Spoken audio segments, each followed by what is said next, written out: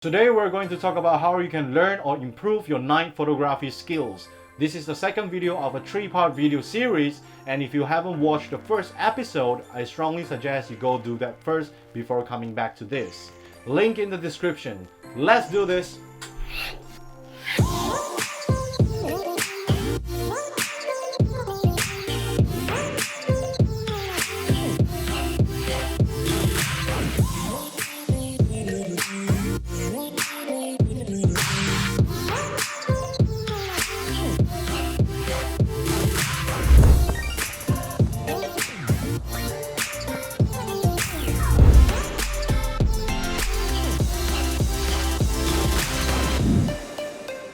What's up YouTube, and if you're new here and you want to learn more about photography, videography or general camera knowledge, then start right now by clicking the subscribe button as well as the bell button beside it. Follow me on Instagram as well if you want to learn more about camera settings, because I post my settings alongside my photos every single day. In the previous episode we talked about night photography on a tripod and all the settings it needs, while in this video we will be talking about handheld night photography.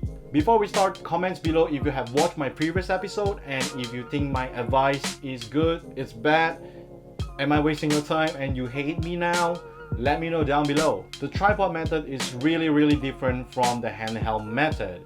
The tripod method is a little bit laid back, while handheld is a bit of a run and gun style. It's a bit more exciting but tiring at the same time. I recommend that you only do this after you have learned all your settings and what your camera does. If you don't even know what your camera buttons do, then you probably will miss out on certain moments that you really want to capture just because you're not familiar with certain settings. Don't let silly things like this be your limitation. First, let's get started by how you should hold your camera. In the handheld method, it's recommended that you have a 3 stabilizing point. Number 1 and number 2 being your hands, and number 3 being your face. Well, by your face, I literally mean your face, your eyes. I mean your eyes on the viewfinder. That kind of locks your camera in position and prevents it from moving in all directions. At times, you might even want to consider squatting down or kneeling down a little bit to keep your center of gravity low. Doing all that will definitely help you get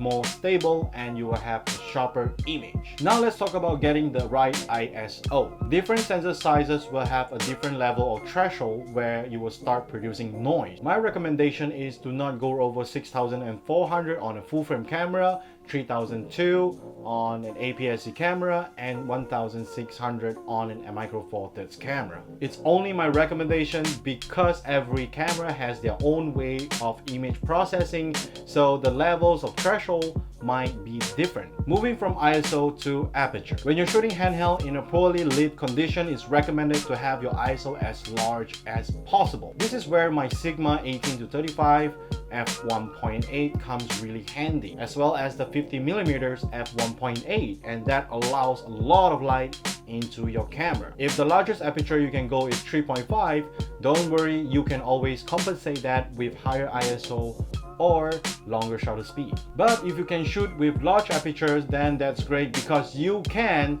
now shoot with a faster shutter speed, which will keep your image sharp. Now speaking of shutter speed, think of it as the last thing that you would want to adjust, or it could be the only thing that you'll be adjusting. It varies among photographers because when you're adjusting the shutter speed, you're not only taking account of the environmental lighting, but you're also thinking about movements that you want to introduce in your camera.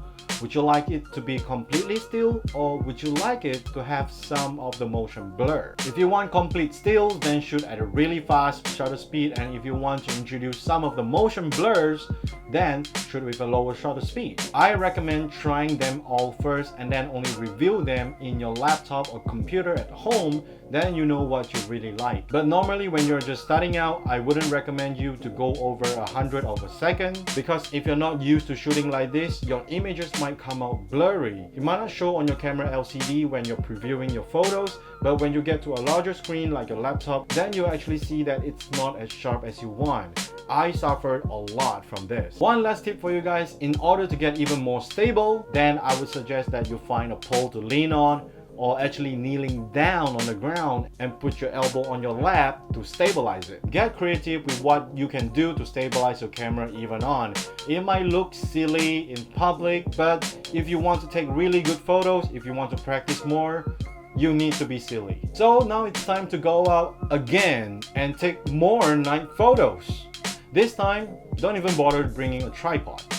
I'm excited to see what you guys can come up with, and leave a comment down below. Tell me what your experiences are. What else am I missing out?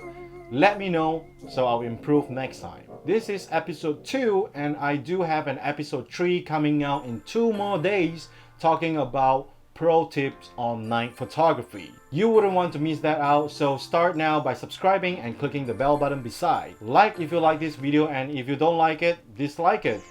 Thanks for watching. Until next time, bye!